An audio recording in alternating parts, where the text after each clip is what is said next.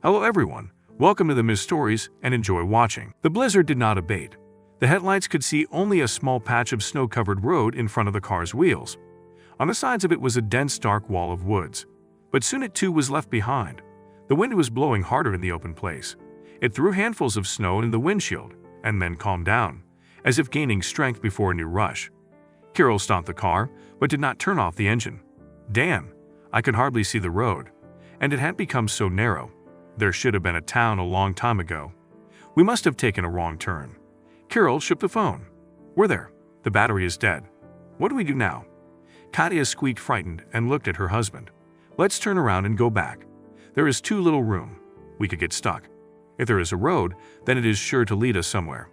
We need to wait out the snowstorm. Kirill tried to speak confidently and calmly. The snowflakes were flickering in the headlights behind the window, sticking to the windows.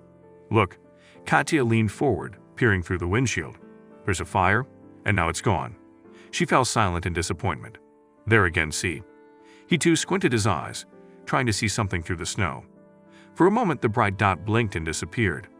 Kirill pulled his hat up to his eyes, buttoned his jacket, and opened the door of the Toyota. Where are you going? Anxiously asked Katya, but he did not answer. Soon Kirill got back into the car. Yes, there really is a light. It's unclear how far away it is. A dwelling, a village, maybe, but not a city. Let's try to drive through, we can't walk on foot. And they drove slowly forward. They almost got stuck in the snow a couple of times, but the SUV made it. The light turned into the glowing window of one of the houses that popped up in the middle of the snowstorm. The car hit a battered fence. That was it. Here we are. Kirill turned off the engine. Katya got out of the car, and immediately a strong gust of wind nearly tore her hat off. Kirill said something, but she couldn't hear. Then her husband took her by the hand, and they walked along the lopsided fence. The light in the window beckoned. It did not occur to them that danger might lurk there. The wind was piercing through, and they went to hide from it as soon as possible to get inside. They went through an opening in the fence without a gate. Kirill knocked loudly on the door and pressed his ear to it. Who? A voice came from very close by, and Kirill recoiled from the door. Let us in, please. We're lost, he yelled, trying to muffle the howling wind. The deadbolt rattled, and the door swung open. Kirill saw no one in the patch of light. The door opened wider, and a short, gray-haired old man appeared. He looked at Kirill in silence. Katya stood behind him, gripping his jacket. We just need to wait out the snowstorm, Kirill asked. Come in soon, you'll freeze the house, the old man hurriedly said in a rattling voice. The bolt rattled behind their backs. The small room was lit by an open lamp on the ceiling. Half of the house was occupied by a large Russian stove. By the window stood a long table, covered with oilcloth with an almost faded pattern, and 2 chairs. A tall iron bed stood against the other wall. There was nothing else in the room. Put these on instead of slippers. The old man pointed to the cropped felt boots that stood by the stove. Katya sank into them, but blissfully covered her eyes. She walked over to the table, looking around the room. Under the lamp her face looked pale and well-defined. Dark shadows lay under her eyes. Kirill looked away from his wife's face and saw the old man watching them from behind the stove. Do you live here alone? There is no light in the neighboring houses, he spoke, and the old man immediately came out to them with a kettle in his hand. The old men are dead, and the young men have gone to town. The old man answered evasively. Is the town far away? Kirill became animated. So we're going into town. You must have missed the turn. You must have taken the wrong turn. There's no road from here to town. We need to get back to the highway. You have a car? I didn't hear any engine noise. The old man's voice trembled visibly. They drank strong tea from large white mugs without a pattern, with jagged edges. Warmth quickly spread over their bodies and their eyes began to slip. Kirill found it increasingly difficult to keep them open. Why don't we go to bed? On the bed. And I'll climb over the stove. Don't be shy, but there's no bedding. I'm used to doing without my wife. Don't get undressed. Just lie down like that. It'll be chilly in the cabin by morning. There was no need to be fussy in their situation. The bed was uncomfortable. The springs squeaked loudly with every movement. The quilted blanket smelled of the furnace and of strange odors. Katya snuggled up against Kirill's side, pushing the blanket away from her face. The old man turned off the light and, grunting, climbed onto the stove. Kirill was already falling asleep when Katya stirred him up and whispered fearfully, Kirill, someone is walking around. Do you hear it? He didn't want to wake up, but he heard the creaking floorboards close by and lifted his head. The room was dark, with only the side of the stove white. He was about to put his head back on the pillow when another floorboard creaked close by. The skin of his face felt a faint whiff of air, as if someone had waved something over him. Kirill stared into the darkness, but saw nothing. Katya pressed herself against her husband harder, holding her breath. Sleep. The house is old, creaking in the wind. Maybe a cat is walking around. He sank down on the pillow, closed his eyes, and fell asleep immediately. Kirill woke up when dawn began to blue outside the frozen windows. Katya was still asleep. He immediately remembered where they were and why they were sleeping with their clothes on.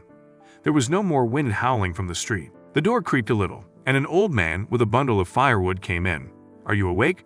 I'm going to heat the stove, have some breakfast, and go to rescue your car, he said quietly, but Katya woke up and opened her eyes. Sorry for waking her up.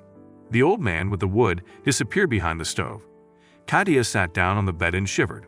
The toilet must be outside, she asked doubtfully, wrapping her arms around herself. It was cool in the room. I would have heated it earlier, but I was afraid of waking you up. It's all right, the house is small. It will warm up quickly. The door to the toilet is opposite, and the hand basin is here, behind the stove. I heard the old man's muffled voice. At breakfast, Kirill asked if the old man had a cat. A cat? He was surprised. Well, yes. At night I heard someone walking around the house. Kirill moved his gaze from his grandfather to Katya. I don't have a cat. The old man was quiet. My wife died 2 years ago. She had a cold. We thought she would recover, but she kept getting worse. I asked my neighbor to look after her, and I went into town. It's not far from here. The ambulance took her into town.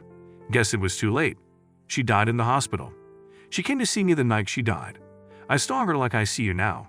Then she started coming to, but I couldn't see her anymore, only feel her. Today too then.